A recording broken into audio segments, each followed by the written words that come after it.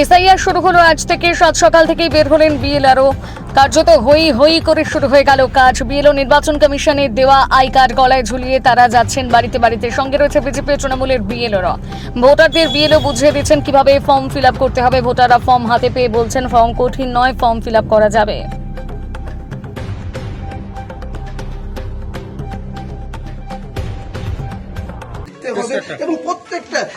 দেখতে পাচ্ছেন যে সই করি নেওয়া হচ্ছে প্রত্যেকটি যাদেরকে এখনো পর্যন্ত ফর্ম দেওয়া হলো তাদের রেজিস্টারে একটি করে সাইন করি নেওয়া হচ্ছে এবং এইভাবেই শুরু হলো সিউড়ি থেকে এসআইআর এর যে প্রক্রিয়া সেটি প্রত্যেককে ফর্ম দেওয়া হচ্ছে এবং সেই ফর্মের একটি করে দুটি করে জেরক্স করে প্রথমে তার মধ্যে ফিল আপ করে যে এখানে বিএলওরা আছেন তাদেরকে দেখিয়ে তারপরে কিন্তু আস্তে আস্তে যেটা মেল ফর্ম দেওয়া হয়েছে সেটিকে ফাইনালি সিলেক্ট করে সেটাকে জমা করে দেওয়ার কথা বলে দিচ্ছেন।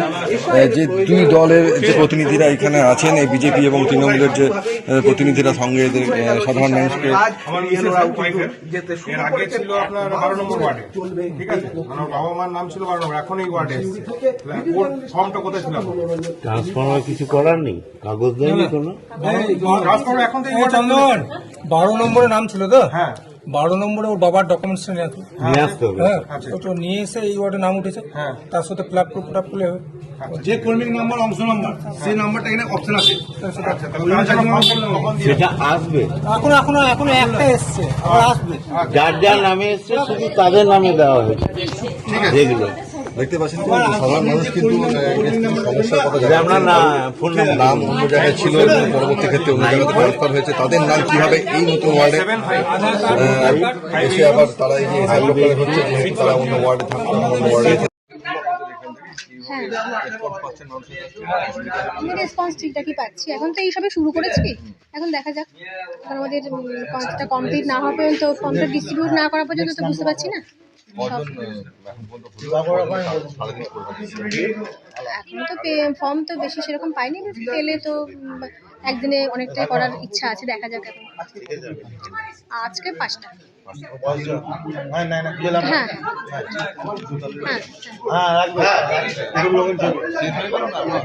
না আছে 2-3টা আছে, এটা ডিস্ট্রিবিউট হয়ে গেলেই হবে আজকের মতো। আতঙ্ক সেরকম ভাবে এখন কিছু বুঝতে পারছি না, এখন দেখা যাক। এই যে বললাম ডিস্ট্রিবিউট করতে করতে বুঝতে পারছি। হ্যাঁ, ঠিকঠাকই রেসপন্স।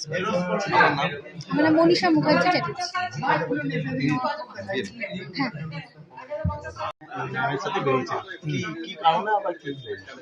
এই স্যারে যেটা হয়েছে তার জন্য বিএলওর সাথে আমরা বেরিয়েছি। আমাদের তৃণমূল পার্টি থেকে আমরা আছি। হ্যাঁ, বাড়ি বাড়ি যাচ্ছি, ফর্ম দিচ্ছি। এখনো পর্যন্ত কোনো হয়নি। ভালো মানুষ, খুব ভালো স্যাটিসফ্যাক্ট। হ্যাঁ, মানুষ তো ভয় পাচ্ছিল যে হয়ে গেলে, এখনো পর্যন্ত আমরা পাইনি। সেটা কি কোনো রকম আভাস পেলেন?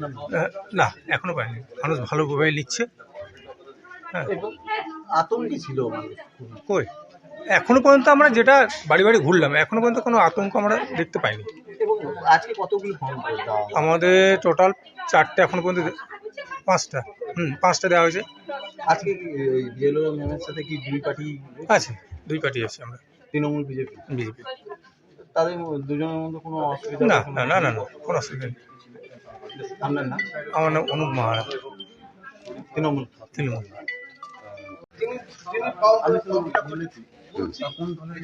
বিজেপি দলের হয়ে এসেছি বিএলও 2।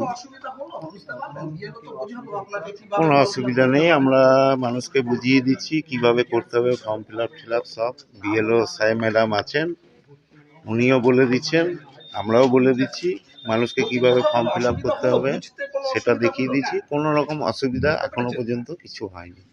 মানুষের স্বতঃস্ফূর্ত যোগদান করছে, কোনো অসুবিধা নেই। আজকে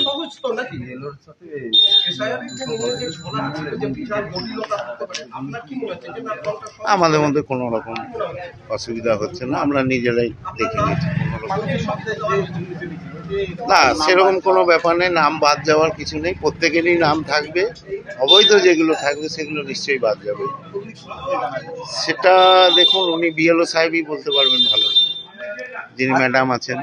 আমাদের দায়িত্ব হচ্ছে আমাদের দেখে নেওয়া, কিভাবে তার নাম আছে কিনা সেটুকু দেখে নেওয়া। মানুষের যে ফর্মটা সেই ফর্মটা কি বুঝতে পারছেন না বুঝিয়ে দিচ্ছেন? বুঝতে পারছে না বোঝালে আমরাও বুঝিয়ে দিচ্ছি, যারা বিএলও ম্যাডাম যিনি আছেন উনিও বলে দিচ্ছেন, প্লাস না বুঝতে পারলে আমরাও বলে দিচ্ছি, ওনাদের সহযোগিতা করছি। আপনার নাম? আমার নাম প্রশান্ত দাস, বিজেপি পার্টি থেকে এসেছি, বিএলও 2।